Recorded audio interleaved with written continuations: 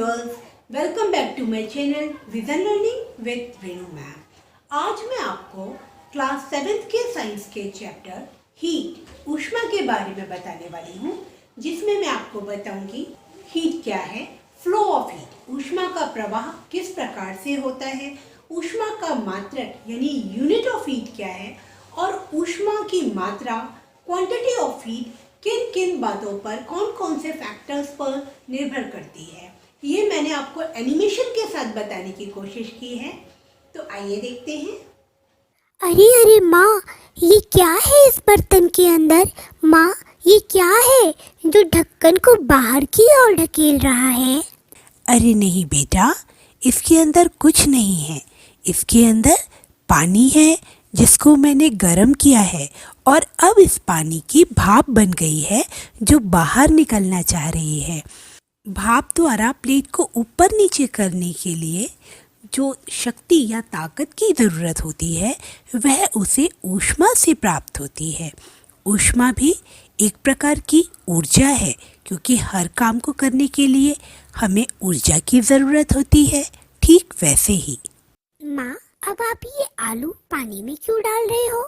बेटा, ये आलू गरम है और मुझे इसको छीलना है, इसलिए मैं इसको पानी में डाल रही हूँ। तो पानी में डालकर क्या होगा माँ? बेटा, जब कोई भी गरम वस्तु ठंडे पानी में डाली जाती है तो ऊष्मा का या ताप का स्वभाव है कि वह ज्यादा ताप से कम ताप की ओर बहती है।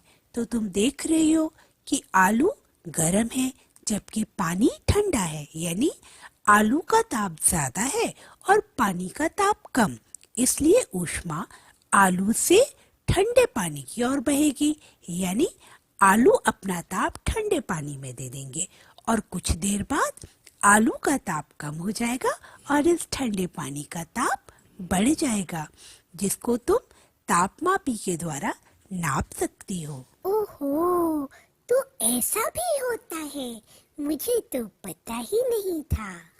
क्या माँ, हम इस ऊष्मा को नाप भी सकते हैं? अच्छा, तो तुम ऊष्मा का मात्रक क्या है यह जानना चाहती हो। जैसा मैंने तुम्हें बताया कि ऊष्मा भी एक प्रकार की ऊर्जा ही है और इसे नापने के लिए भी हम उन्हीं मात्रकों का उपयोग करते हैं जो ऊर्जा के मापन में करते हैं। इसलिए ऊष्मा का मापन भी जूल में किया जा सकता है। ऊष्मा के दूसरे मात्रक कैलोरी और किलो कैलोरी भी प्रचलित है। माँ, ये कैलोरी क्या होता है? 1 ग्राम शुद्ध जल का ताप 1 डिग्री सेंटीग्रेड बढ़ाने के लिए जितनी ऊष्मा की आवश्यकता होती है, ऊष्मा की उस मात्रा को 1 कैलोरी कहते हैं। और माँ, 1 कैलोरी कितने जूल के बराबर होता है? आपने तो बताया कि जूल में भी नापते हैं। हाँ बेटा, 1 कैलोरी बराबर होता है 4.18 जूल, जिसे इंग्लिश में 4.18 जूल कहते हैं, के बराबर होता है। और 1 किलो कैलोरी में 1000 कैलोरी होते हैं, और अगर हम इसे जूल में बदलें तो 4.18 इंटू 10⁻³ जूल, क्योंकि 1000 को हम 10⁻³ भी लिख सकते हैं, इसलिए जूल में बदलने के लिए कैलोरी को 4.18 से गुणा कर देते हैं। क्या माँ, किसी भी वस्तु को दी गई ऊष्मा की मात्रा हमेशा बराबर होती है? अगर हम दो वस्तुओं को बराबर ऊष्मा की मात्रा दें तो क्या वो बराबर गर्म होगी? नहीं, ये कई बातों पर निर्भर करता है। आओ मैं तुम्हें दिखाती हूँ। यहाँ मैं 2 बर्तनों में, एक में 1 गिलास और दूसरे में 2 गिलास पानी ले रही हूँ और दोनों को बराबर ऊष्मा की मात्रा दी जा रही है। तो हम देखते हैं कि जिसमें पानी कम है उस बर्तन का पानी जल्दी उबलने लगता है, अर्थात उसमें बॉइलिंग जल्दी शुरू हो जाती है, जबकि वो बर्तन जिसमें पानी की मात्रा यानी पानी का द्रव्यमान ज्यादा है उसका पानी बॉइलिंग प्रोसेस के शुरू होने में ज्यादा टाइम लेता है। यानी जिस बर्तन में पानी का मास ज्यादा है उस बर्तन के पानी को उतना ही गर्म करने के लिए हमें ज्यादा ऊष्मा की मात्रा देनी पड़ रही है। इस आधार पर हम कह सकते हैं कि ऊष्मा की मात्रा जो पानी को गर्म करने में दी गई है वो निर्भर करती है पानी के द्रव्यमान के, यानी जितना ज्यादा द्रव्यमान होगा उतनी ही ज्यादा ऊष्मा की आवश्यकता होगी पानी का ताप बढ़ाने के लिए। यानी Q ऊष्मा समानुपाती होती है द्रव्यमान m के, या कह सकते हैं कि Q is directly proportional to mass m, यानी द्रव्यमान ज्यादा तो ऊष्मा की मात्रा की आवश्यकता भी ज्यादा है। अच्छा माँ, क्या द्रव्यमान के अलावा भी और किसी बात पर भी ऊष्मा की मात्रा निर्भर करती है? हाँ बेटा, बिल्कुल करती है। आओ बताए।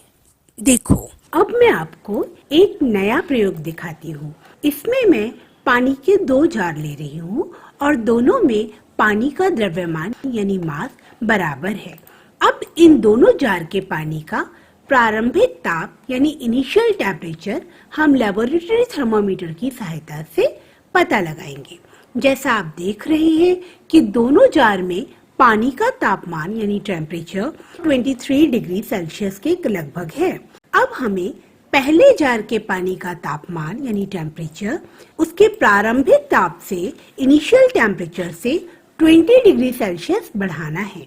उसी प्रकार दूसरे जार में जो पानी है उसका टेम्परेचर हमें 40 डिग्री सेंटीग्रेड बढ़ाना है और इसके लिए हमें दोनों को ऊष्मा देनी होगी। अब हम इन दोनों जार के पानी को गर्म करना शुरू करते हैं। तो हम देखते हैं कि पहले जार के पानी का टेम्परेचर 20 डिग्री सेल्सियस ज्यादा यानी 43 डिग्री सेल्सियस तक जल्दी पहुंच जाता है, जबकि दूसरे जार के पानी का टेम्परेचर जो कि हमें 40 डिग्री सेल्सियस बढ़ाना है यानी 63 डिग्री सेल्सियस तक लाना है, उस तक गर्म होने में ज्यादा समय लेता है।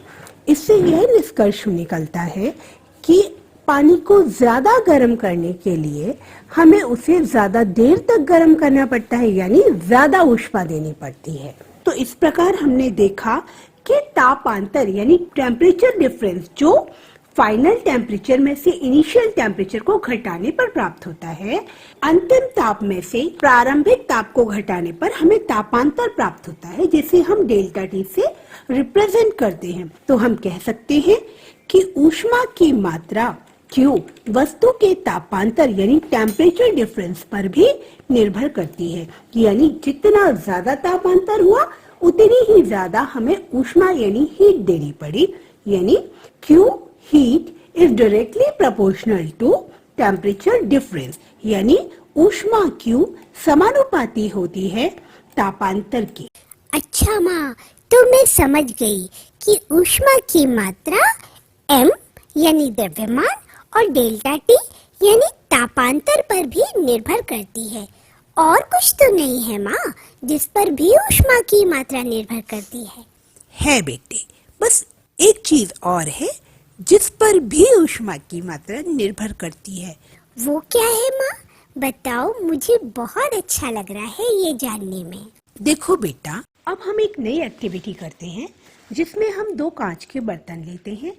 एक को हम आधा जल से भरते हैं और दूसरे को आधा हम तेल से भरते हैं, यानी दोनों में जो द्रव्य भरे हैं यानी जो लिक्विड हैं, दोनों का जो मास है, द्रव्यमान है, वो बराबर है और दोनों को हमने 3 मिनट तक गर्म किया यानी समान ऊष्मा दी। अब दोनों जारों में जो लिक्विड है उसका टेम्परेचर हम 3 मिनट बाद चेक करते हैं लेबोरेटरी थर्मोमीटर के द्वारा। तो हम देखते हैं कि जिस जार में ऑयल है, तेल है, उसका टेम्परेचर ज्यादा है, जबकि वो जार जो पानी से भरा है 3 मिनट गर्म करने के बाद उसका टेम्परेचर ऑयल के कंपेयर में कम होता है।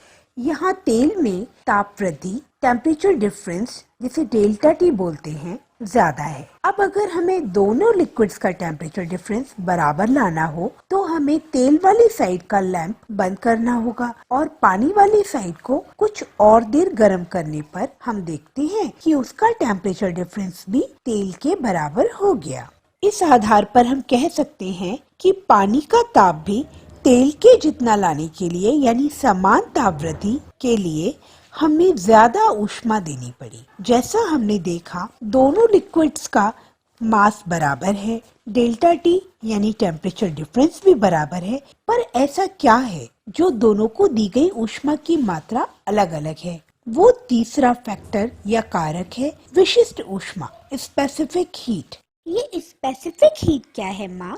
बेटा, विशिष्ट ऊष्मा किसी पदार्थ की ऊष्मा को अवशोषित करने की क्षमता को कहते हैं। जो भी पदार्थ ज्यादा ऊष्मा को अवशोषित कर लेता है उसकी विशिष्ट ऊष्मा उतनी ही ज्यादा होती है। यहाँ तुमने देखा कि तेल और पानी दोनों को समान ऊष्मा देने पर भी तेल जल्दी गर्म हुआ, जबकि पानी देर में, यानी पानी ज्यादा ऊष्मा को अवशोषित कर लेता है या अपने अंदर छुपा लेता है और इसलिए उसका तापमान कम बढ़ा। यानी हम कह सकते हैं कि पानी की विशिष्ट ऊष्मा तेल से ज्यादा है। इस गतिविधि के आधार पर हमने ये जाना कि अगर किसी पदार्थ की विशिष्ट ऊष्मा ज्यादा है तो उसको गर्म करने के लिए हमें ज्यादा ऊष्मा देनी पड़ेगी, यानी Q is directly proportional to S। ऊष्मा समानुपाती होती है विशिष्ट ऊष्मा के। माँ, इन गतिविधियों के द्वारा हमें ये पता चला कि किसी पदार्थ को निश्चित ताप तक गर्म करने के लिए दी गई ऊष्मा की मात्रा वस्तु के द्रव्यमान, विशिष्ट ऊष्मा और तापांतर पर निर्भर करती है। हाँ, बिल्कुल सही बेटा, कशिका तो समझदार हो गई। ऊष्मा की मात्रा Q बराबर होती है पदार्थ के द्रव्यमान के गुणा पदार्थ की विशिष्ट ऊष्मा गुणा पदार्थ का तापांतर, यानी Q equals to M into S into delta T. हाँ माँ, अब तो मुझे समझ में आ गया कि ऊष्मा की मात्रा Q MS डेल्टा टी पर निर्भर करती है। माँ, बस एक चीज और पता करनी है मुझे। वो क्या? माँ, M का मात्रक तो किलोग्राम होता है, डेल्टा टी तापांतर है, उसका मात्रक भी डिग्री सेल्सियस होगा क्योंकि ताप है, लेकिन विशिष्ट ऊष्मा इसको किस में नापते हैं माँ? बहुत अच्छा सवाल किया है तुमने। आओ मैं तुम्हें बताती हूँ। इस फॉर्मूले को देखो, Q equals to M into S into delta T. तो यदि हम S को एक तरफ रखें और M और डेल्टा टी को Q की साइड ले जाएं तो क्या होगा? S बराबर Q बटे M डेल्टा टी या S equals to Q upon M into delta T. Q को हम कैलोरी में नापते हैं और अपॉन में क्या है? M into delta T. M को किलोग्राम में और डेल्टा टी को डिग्री सेल्सियस में। इस प्रकार विशिष्ट ऊष्मा का मात्रक हुआ कैलोरी पर किलोग्राम इंटू डिग्री सेल्सियस। या हम विशिष्ट ऊष्मा की परिभाषा इस प्रकार दे सकते हैं कि यदि डेल्टा टी 1 डिग्री सेल्सियस हो और जिस पदार्थ को ऊष्मा दी जा रही है यदि वो भी 1 किलोग्राम है तो हम कह सकते हैं कि S बराबर होगा Q के, क्योंकि अगर M 1 है और डेल्टा टी भी 1 है तो नीचे अपॉन में तो सब 1 हो गया ना। S equals to Q।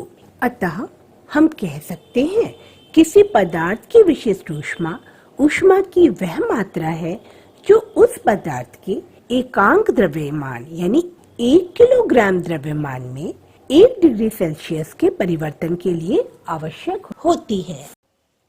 तो आज मैंने आपको बताया कि हीट क्या है, हीट का फ्लो कैसे होता है, हीट किन किन बातों पर डिपेंड करती है। होपफुली ये वीडियो आपको अच्छा लगा होगा और यदि आपको मेरा वीडियो अच्छा लगा है तो प्लीज अपने कमेंट बॉक्स में जरूर दीजिए और साथ ही साथ मेरे चैनल को लाइक शेयर सब्सक्राइब जरूर कीजिए। Thanks for watching my channel vision learning with Renu ma'am.